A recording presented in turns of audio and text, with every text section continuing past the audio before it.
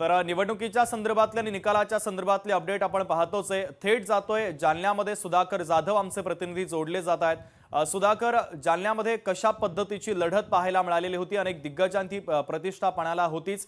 प्रशासनाच्या वतीने आता कशा पद्धतीची तयारी करण्यात आलेली आहे? कारण 10 वाजता आता मतमोजणीला सुरुवात होते। साधारणतः कोणत्या कोणत्या विभागामध्ये किती किती फेऱ्या असतील, किती निवडणूक अधिकारी आहेत आणि पोलिसांचा नेमका बंदोबस्त कसा आहे? नक्कीच शुभम, आपण जर पाहिलं तर नगरपालिकेच्या निवडणुकीमध्ये अनेक दिग्गज नेत्यांची प्रतिष्ठा पणाला आहे। रावसाहेब दानवे, राजेश टोपे, बबनराव लोणीकर यांची प्रतिष्ठा जालन्यामध्ये पणाला आहेत। आपण जर पाहिलं तर प्रशासनाच्या वतीने जय्यत अशी तयारी करण्यात आली आहे। साधारणतः 10 वाजेता या ठिकाणी मतमोजणीला सुरुवात होणार आहे। प्रशासनाच्या वतीने जय्यत अशी तयारी सुरू आहे।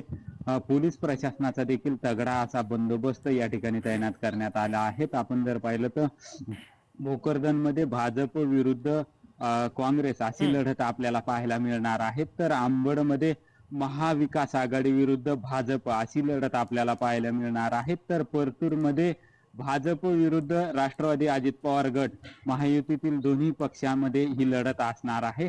अत्यंत महत्त्वाची ही लढत अशी समजली जाते, कारण की या ठिकाणी अजित पवार देखील प्रचाराला आले होते आणि देवेंद्र फडणवीस यांनी देखील या ठिकाणी जाहीर सभा घेतल्या होत्या। यामुळे आता या ठिकाणची जी लढत आहे ती अत्यंत महत्त्वाची समजली जाते।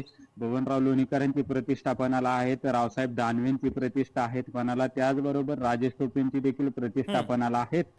साधारणतः 12 वाजेच्या सुमारास कल जे आहे ते आपल्या हाती येतील आणि त्यावेळेस आपल्याला कळेल की मतदार राजा आपला कौल कोणाला देतो आणि गुलाल कोणाच्या अंगावर पडतो हे देखील त्यावेळेस कळणार आहेत। आणि आपण जर पाहिलं तर तिन्ही नगरपालिकेमध्ये झेंडा कोणाचा फडकणार हे देखील त्याच वेळेस कळणार आहेत। शुभम, प्रशासनाच्या वतीने जय्यत अशी तयारी करण्यात आली आहे। साधारणतः 10 वाजता मतमोजणीला सुरुवात होणार आहे। 9 वाजता सुधाकर, तुम्ही आमच्या सोबत असेच जोडलेले आहात।